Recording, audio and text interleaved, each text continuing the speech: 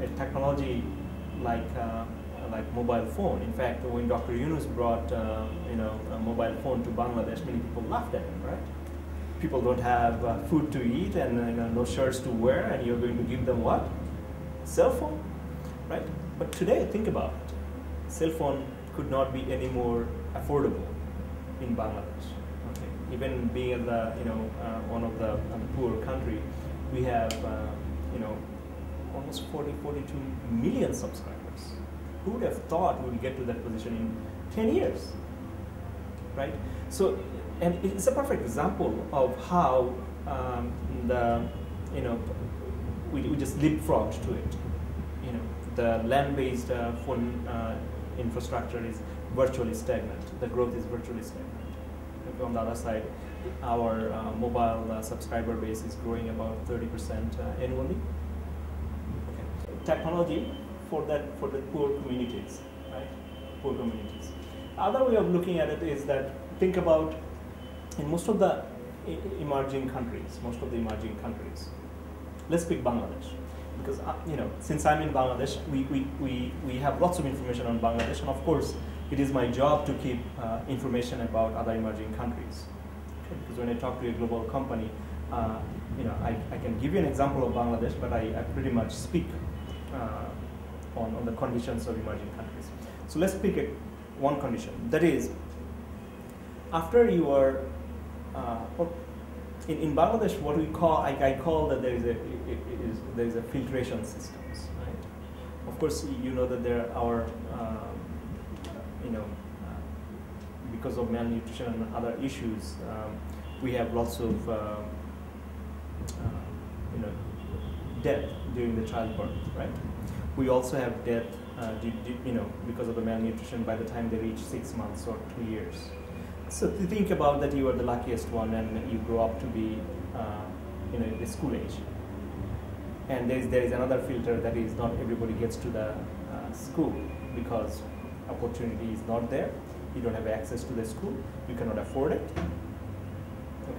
Or your family cannot afford it, meaning that you have to somehow contribute to the family. Then you go to the 5th grade. You'll be surprised to know that from 5th grade to 10th grade, the dropout rate in Bangladesh is close to 80%. Imagine that.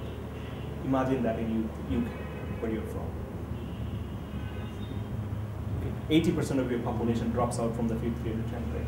So I call that there is another filter. There is a huge things that we don't see, and we don't do enough to take that filter out so that people can pass through it. Okay. Then you think about, by the time they reach college, okay, and they're ready for the universities. In Bangladesh, we have 100 universities and 150 million people. Okay, so one university to serve our 1.5 million population. You think that's enough? That's not enough. Okay, and by building more universities, physical universities, is also not the answer for you, because you will not be able to meet the need in time. So there has to be alternative ways of delivering education, alternative ways of training people so that they can be a contributory component to the economy. And I'm saying that technology has to play a bigger role. But let's come back to the point of this filtration system. And you are the luckiest person alive that you are in a university in Bangladesh, right? Because you went through all these filters, and you are a university student in Bangladesh. So you are already, among the few fortunates, right? Now think about once you graduate, right? So you can be job ready in Bangladesh by, of course, having a degree, by having some sort of training, and so on. In Bangladesh, every single year, 2.7 million people become job ready, whether through your education, through other training, and so on. That's the national number. In an average, 2.7 million. And do you know how many jobs we create annually in Bangladesh? Fascinating to know. Yes. That's about 700,000, or about 25% of the total need. Okay. So that means nationally, we fail 75% of our population who are in need of jobs. think about the issues. And again, it's not a Bangladesh issue, it's an emerging market issues. And I assure you, you will get the same numbers when you go from Bangladesh to other emerging countries. Okay? So what happens? Do you think these people just sit and die because they don't have jobs? Right. But that's a small percent. But they do immigrate.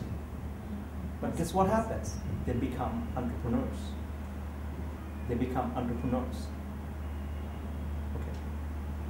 Dr. Yunus, if you hear him speak, he always says that entrepreneurship, you don't impose on people in many ways. People are born with it.